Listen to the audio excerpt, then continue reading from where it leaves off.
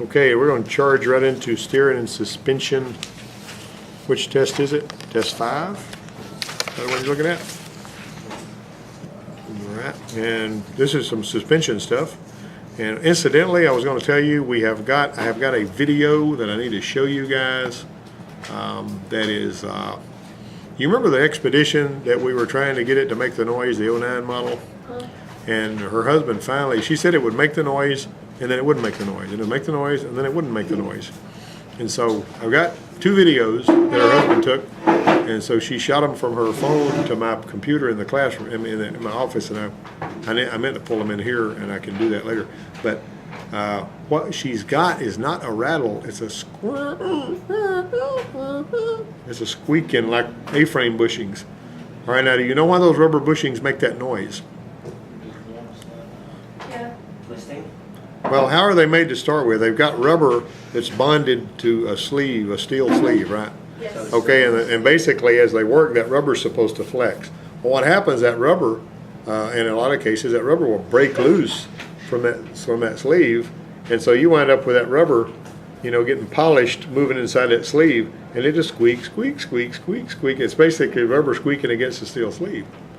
And so I got a hold of the Ford dealership, and it was nearly $300 a piece for those lower A-frames on the back, which is where there's only one bushing, but you can't get the bushing. They got a ball joint and the bushing. Can't get the bushing, can't get the ball joint, but you get the whole A-frame. $291 from the Ford dealership, and that's the price if they like you. If they don't like you, the list price is over $300. But Raybestos basically is got the same parts for $44 if you know where to buy them. Hang on, let me talk to Brett. Hey, Brett. Hey. Well, they can stick that in their ear. What do you think about that? I can call a Toyota dealer that'll sell me a battery. Okay. Yeah, $3,500 was what they were going to cost her to put it in there. So put it in for $3,500. Second-rate amateurs. Okay, I think we've answered that question. I'll call her. All right, that's a hybrid battery that we got to put in on a vehicle here. So anyway, let's start out with this one here. Torsion bars connect lower control arm. Oh, incidentally, I want to follow up where tomorrow, I think, today or tomorrow, those parts are supposed to get here, and we may be putting those on Thursday. They cost 7/10 of an hour to pop them on there. Ain't that big of a deal. Which place? The lower A-frames on that back of that 2009 Expedition. But when I heard that video, when I heard him and I saw that video, they're bouncing in and squeaking, I said that's the only thing that can be really on that, because it's got struts, so and the struts will rattle, but they won't squeak like that. All right, so torsion bars connect lower control arms in the vehicle frame. False. What is a torsion bar? That's that sway bar, isn't it? No. Torsion bar connects into the cross member. Where do you see torsion bars? On a lot of trucks. They I can- are connected, but they've got that. I can sway walk. bar. I can walk 20 feet out outside that door and go to a vehicle that has torsion bars on it. Which direction would I be walking? Toward the Cadillac. That's my third guess. Yeah, you had the transmission out of that Cadillac. We talked about that the other day. A torsion bar, and why do they have torsion bars instead of springs? The torsion bar takes the place of the spring. Why does it do that? Because with the CV axle going out, there's no place for a spring to be. Got it? So the torsion bar is actually a piece of spring steel. It twists, and on the front and on the back, it looks like it's got a hex. And on the back, it goes into a hex that basically it looks like there's a wrench that fits over that hex, and it's adjustable. So you can basically adjust that and give you ride height changes adjusting those torsion bars. It's a long spring is what it is, but it twists. Okay, and the lower control arm is where it's at. So when the lower control arm changes, the lower control arm's got looks like a wrench that fits this too, made into it. And so as it turns, it's twisting that torsion bar. You got me? 4-wheel drive pickups have got those on there. Now remember what I told you the other day. If you ever have to take torsion bars out, like if you're pulling the transmission out of better mark the sucker and put it back where it was in the same way. Don't just put them back any kind of way. They look like, hey, well, I'll just throw the torsion bars back up in there. But if you put them backwards or upside down, or they won't work right, you better mark left front, right front, put them right back where they were. And like I say, some of them are marked on the end so you'll know, because they're made to twist a certain way. if you understand what I'm saying. And if you put them on the wrong side or something, the suspension will be hard and too high or something like that, because we run into that here. And then we had to go back in there and take them back out. A variable rate spring is made from a rod of constant diameter. That's false. And incidentally, the first one's true. But a variable rate spring is not made of a rod of constant diameter. Now, my dad had a 66 Chevrolet pickup truck, and it had some springs on it that were made so that it would carry really, really heavy loads, but it also had a decent, how would you do that with the same spring? It was made so that it would carry super heavy loads, but it also had a nice ride to it. The same spring was made for both.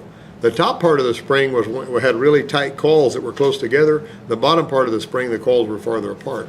So it's like you had two springs stacked on top of one another. And the other one. And when you loaded that thing down, I went to the sand and gravel place over there, and I said, this is a long wheelbase Chevrolet pickup, back 1966 model. And I knew how that suspension was put together under there. Now, what do you usually have under the back of a pickup truck for springs nowadays? Leaf springs. You usually got leaf springs, right? Usually. I mean, not all the time, but usually you got leaf springs. So he says, I says, how much gravel you on there? I said, just round it up, just fill it up. It'll probably hold a yard. He goes, ain't no pickup will hold a yard of gravel. I said, just put it on there. I said, I'll take responsibility for that.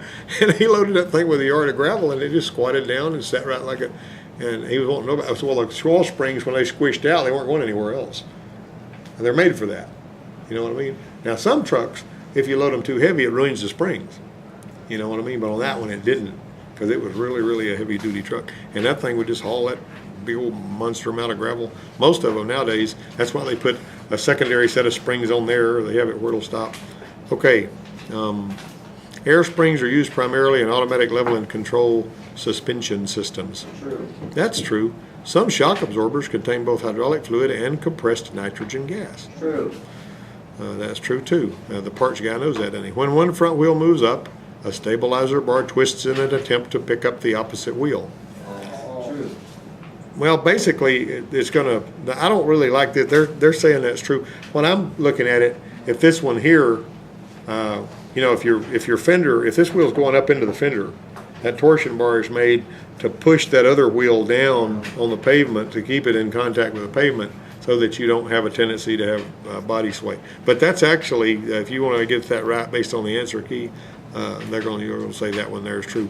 Although, and it's also, it's hooked to each lower A-frame, and it's basically got some bushings, and it's hooked to the regular frame that's fixed. And that's how that kind of, whoever came up with that.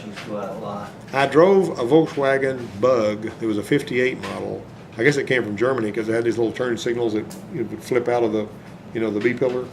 And we put an engine in that thing, bought it for nearly nothing. And I drove that thing on the dirt road over there, and it was just drove terrible. When I turned, it felt like it was going to turn over and all that. So I come back and I asked my dad, because he had a bug shop. I said, what's wrong with this Bug? It drives terrible. And he says, it doesn't have a sway bar on it.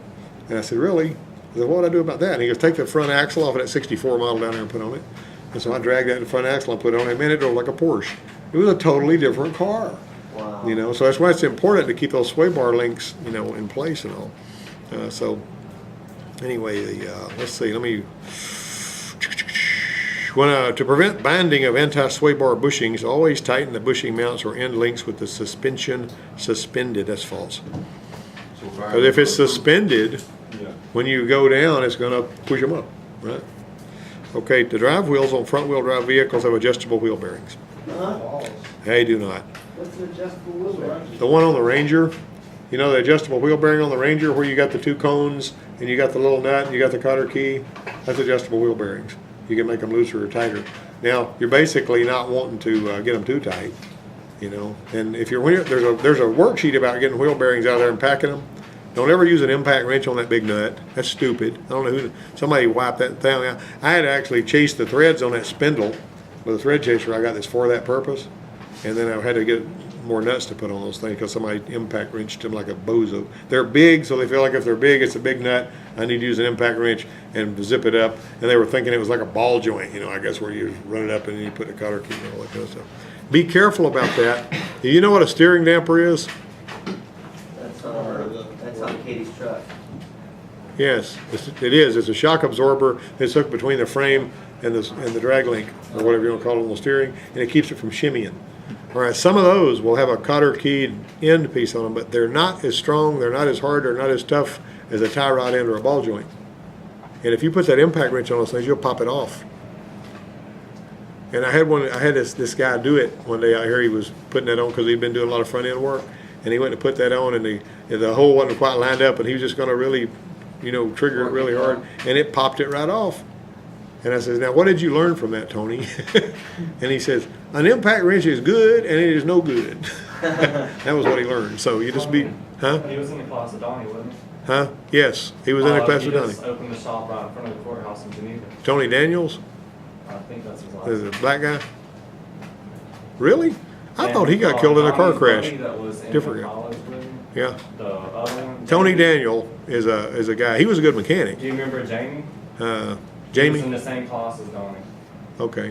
He opened a shop in Geneva too. Well, I'll be doggone. So Geneva's just loaded with shops with people I've trained, right? Yeah. Okay, well, it's making Geneva a better place for everybody, I guess. Ain't that right, Melissa? Melissa's taking a nap. Okay, now here we got compressed coil springs store a great deal of energy, and they can cause severe physical energy if mishandled. Yeah. That's true.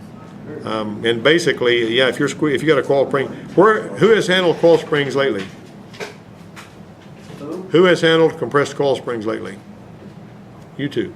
So you pull the strut off, front and back. Y'all knocked out some worksheets, didn't you? Front and back. Take the coil spring off, tear it down, put it back together. Uh-huh. That's no problem. Uh-huh. I was working at a Volkswagen place. We had a Rabbit that had a rattle in the back, blah, blah, blah, blah, blah, blah, blah, like that. And I took that rear strut apart, and I couldn't figure out what was causing it to rattle. I couldn't see anything wrong. Put it back together, blah, blah, blah, blah. And so I told the guy in the parts room, and it was under warranty, I said, give me all the parts for one of these. Just give me the shock, give me the spring, give me the insulators, give me all that stuff. And so, he was, he was a sourpuss anyway. So anyway, when I got it and put it all back together with new parts, it didn't rattle anymore. I never could figure out what was making it rattle. I didn't have a clue. I just rebuilt the whole darn thing. Well, the customer was tired of waiting on the car. I was fooling with it. But furthermore, when you're on compression, you get on it. When you're on commission.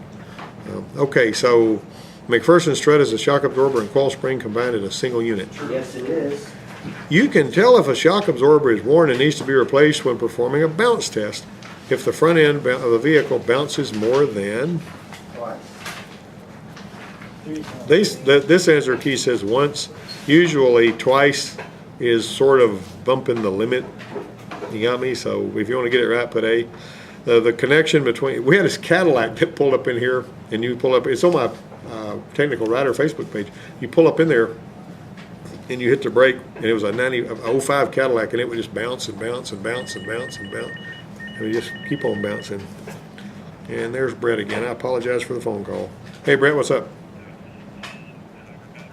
Yeah. Okay. Is that from Toyota? Okay. What kind of warranties you got on it? Okay, all right, I'll tell her. All right, let me know. All right, let's see, the connection between the wheel, spindle, steering knuckle assembly, and the control arm is provided by what? Tyro. You can tell me what all those parts are between this steering knuckle and the control arm now. The control arm. What's the control arm? Oscillator bushing. No, Control arms for the steering. no. The control arm's for the suspension. The tie rod is for the steering. The control arm is what the spring is on. It goes up and down. We were just talking about that. So that is the ball joint, y'all. Ball joint. Who said ball joint? Oh, I'm sorry. I did not hear that. You were not forceful enough. You're supposed to be like, bark the words. Yes, sir. Ball joint. When a front suspension system problem exists, do all of the following preliminary services except what? Do you inflate the tires to the correct pressure and make sure all the tires are the same size? That's a good idea unless you're working on a Chrysler Crossfire. Why? And the tires, the sizes are different. The tires on the back of a Chrysler Crossfire are bigger than the ones on the front. But anyway, you're basically, as far as the tires are, why don't we say, let's make sure all of the tires are the correct size? Would that be the right way to say that? Yes. I wouldn't say if they're the same size. If they're supposed to be the same size, yeah, okay, what else? Inspect the vehicle ride height. That, you're supposed to do that, right? Are you supposed to inspect the springs for collapsed or broken coils or broken leaves? That'd be a good idea. Okay. Are you supposed to perform a wheel alignment? I'm gonna say no. And I would check it before you perform it. Yeah, the other stuff is supposed to be done before you do that. Preliminary services, did you understand that particular part of the sentence? Preliminary services means you're basically, that's what you do first. An independent rear suspension, where the rear wheels can move up and down independently of each other, is Twin I-beam rear suspension. it's a strut type rear suspension. Dadgummit. Like on which vehicle did y'all put the pull struts off of? The little Neon, yeah. We gotta put that box back on there. A front suspension where the weight of the vehicle is supported by using a twisting spring action is a, Torsion bar. Torsion bar. you guys know that because I told you. Foul. Okay, that's all your questions, isn't it? Yeah. Okay, For that one. yeah, so now we've got time to jump right on into steering and suspension test 6. We should have enough time to go out there and work for another 30 minutes or so before we go back to work, huh? All right. Before we go to lunch, rather. To compensate for road crown, vehicles have a slightly more positive camber angle than on the right front wheel. This is steering and suspension test 6, okay? So we're going to compensate for road crown. What's road crown? That's where the road's higher on one side than the other. Well, it's higher in the middle of the road than it is on either side. And why did they make roads like that for so long? Rain. That's the water would come off, right? So you're gonna fall away from the crown. They got a slightly more positive camber angle on the right front wheel than on the left front wheel. That shouldn't be, no. That's false, isn't it? False, yeah. Yeah. Where are y'all We're on steering and suspension test 6. That's it, she dozed off. Okay. at? No, I'm not. Steering and suspension test 6. You go ahead and take it. Even though steering axis inclination is not adjustable, it should be checked during a wheel alignment. That is true. And you're going to lock your brakes when you're doing your caster swing, and that's going to help you with your steering axis inclination test. Okay. Kathy was a waitress in a small cafe. There you go. You gave me a big bunch of tickets. I gave them the, They needed the seam sealer. Well, wait a minute. Oh, the caulking gun? Did you give me a good one this time, or you give me a... I got you the best one Ace had. Okay, well, Ace probably had a pretty good one. There was no second-rate amateur caulking gun like the one that caved in. Those things failed in 2 different ways. Did you bring me some replacements? No, didn't have any more on the shelf, I don't think. We used up all your caulking guns? Am I Probably, gonna call you Sam? yeah. All right, then. Sam? You know, you call over a case of brake clean, and Sam says, well, I got 2 cans. You know? You know what I'm saying? Oh, I'm sorry. Okay, right here. Caulking gun. That caulking gun cost $22.60. And your caulking gun was $5. Now, which one do you think was best? All right. Well, you know, just because it costs more doesn't mean it's better. What happened to you get what you pay for? Well, that's true, but Okay, I'm sorry. Well, you didn't make the caulking gun. I'm giving you a hard time for no reason. All right, put the ones that belong on my desk, and I really appreciate that. Yeah, you're welcome. that ought to do. Okay, let's see. 3. Number 3, incorrect included angle could indicate a suspension or vehicle structural problem. What's included angle? The angle that's included. We talked about that. The first session of this steering and suspension semester, we talked about included angle. Included angle. Can you pull up a mental picture of included angle? I wasn't here on that. Yeah, you I were. see it right now, but I Yeah. can't even say. Yeah. it's on. I know what it is, but I just can't think of it. You know, that's what I was going to say. Okay, what if you took your steering axis inclination and your camber? And added them together. You know, that's got to do with included angle, right? I mean, that's basically looking at the tire from the front. We can talk about that more whenever you're not so confused, right? Okay. Okay. But somebody needs to dig into that. So you guys burn that in. You know what I mean? You know what I'm saying? You know how these things, whenever I teach somebody to read a mic, and a week later they say, can you walk me through this again because I forgot how to read the mic? You ever see this kind of thing happen? All right. 2 and 4 wheel alignments provide equally accurate results. Is that true or false? Which one? 3. Oh, 3 was actually true. 2 and 4, well, and why is that? Because if steering axis inclination is part of included angle and it's not right, think about it, okay? All right, so let's see if you've got a two-wheel alignment and a four-wheel alignment, can you get equally accurate results on that? Yes. Not really. If you got to be able to even if you can't adjust the rear wheels, you need to be able to check your thrust angle and all, your thrust line. It's, going straight, but it's. Dog tracking, Yeah, yeah, dog tracking. yeah. The thrust line's off That- because the that's- rear axle's crooked under there. With the rear alignment, right? Typically, or if you've got like if you've sheared one of the leaf spring bolts and the axle's crooked under the truck on one that's got that kind of whatever happens, yeah, you're going to be looking at alignment issues. But you can have the front dog on, straight. But you're going to be comparing the back to the front, though. That's why you need to look at the back ones first. When you're doing an alignment, you need to make doggone sure, even if it's a pickup truck, because people do stuff with pickup trucks. Like, I know that people like Moody over there that bounce over holes and just are really rough on their vehicles, they're liable to bend the axle and make one of the, and if you're actually comparing the front, your front angles are not going to be right if it's comparing the back one, see, because it's shooting across there. And of course, Moody drives a Mustang, so he probably doesn't need any trouble. I was telling somebody the other day on that Gone in 60 Seconds movie, the old 73 one, they destroyed 93 cars in one garbage truck. They only used one Mustang for that whole movie. Did they? Yeah, well, just one Mustang. They used up 10 of those Dodge Chargers and Dukes of Hazzard for every episode. Yeah. But they used only one Mustang because that's all they needed. They're right, Moody. He don't need it. He knows that too because he beats his up really bad and runs it through the mill. And it's still running, Okay. And it's a 2011 model or something, isn't it? Okay. So, how did I get off on that? Let's go here to, let's see. Toe angle is adjusted by changing the length of the tie rod. Yep. Yep. It's a new caulking gun, but I can't figure out how to make big words. Now I've Okay. got one that can't even move. Huh? Not operated. Oh, I see what you're saying. Yeah. Oh, I get you. This is smooth. We love this. There you go, I okay. can figure out how to load the thing in there. Yeah. He had to come in here and talk about the caulking gun. This thing right here is obviously supposed to grip it back up in here. You know what I'm saying? So And try pulling it further back, yeah. but it wouldn't. to remove cartridge, hold cartridge with one hand and pull back rod all the way with the other hand. See video demo. Go to newborncaulkguns.com. They're wanting you to do I think that. they're trying to slap me in the face or Yeah. something. They probably are. All right, that looks like that right there. How's that supposed to hold that, Kathy? No.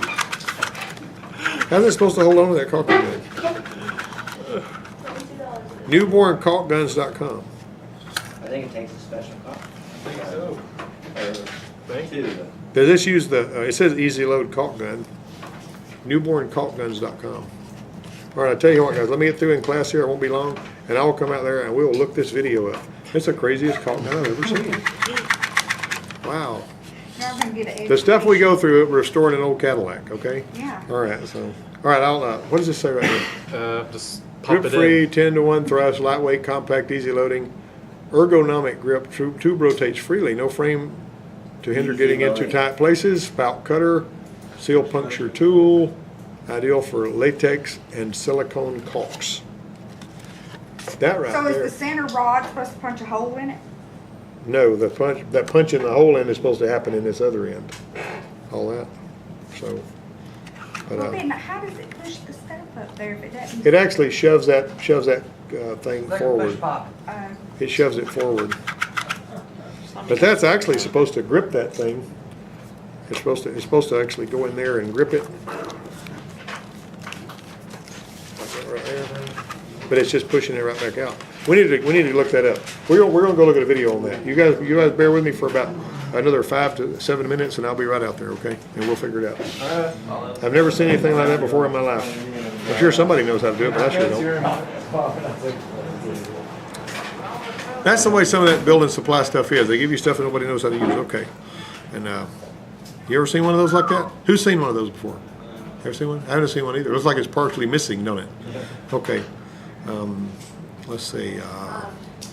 Toe angle is adjusted by changing the length of the tie rod. That is correct. We got about 5 minutes. We need to be through with this. After you complete alignment adjustments, you need to center the steering wheel so that it's, huh? Number 5, isn't that true?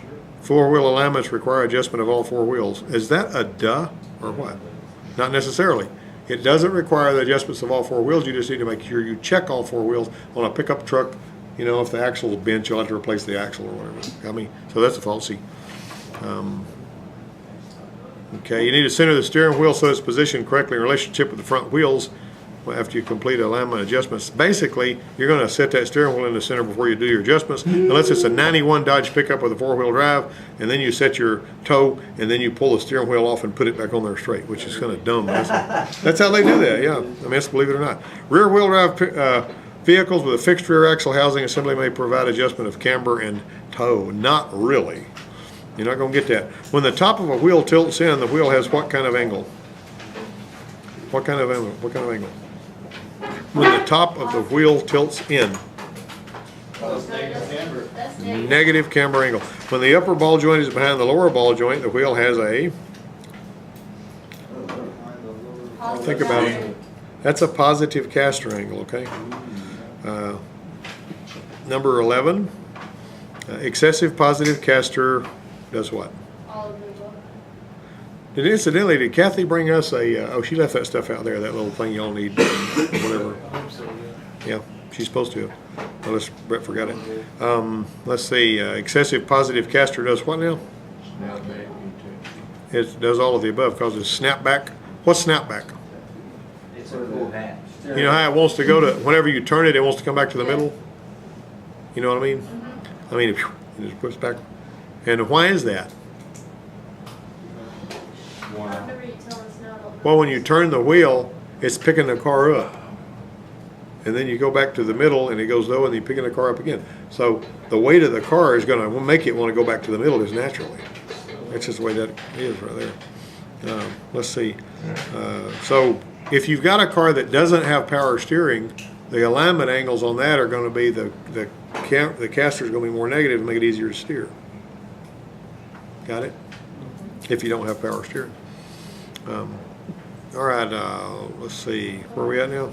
Well, The distance between the steering axis and the center line of the contact area of a tire tread is called Scrub radius. scrub radius. You guys are good. I should do that one. And what's number 12? Thank you. Would that be, wait a minute, the steering axis and the center line of the contact area of a tire tread? Basically, it's got two names. It's steering offset and scrub radius, so that's basically C. You're right when you said scrub radius, but steering offset's another thing you can call that. Okay, finally, a specialty tool that can assist you in centering the steering wheel is known as a what? steering wheel holder. Yep, steering wheel holder. That's what it's called. Somebody had a really good bear one we've got in a Crown Victoria out there. All right, so it's time to jump back out there in the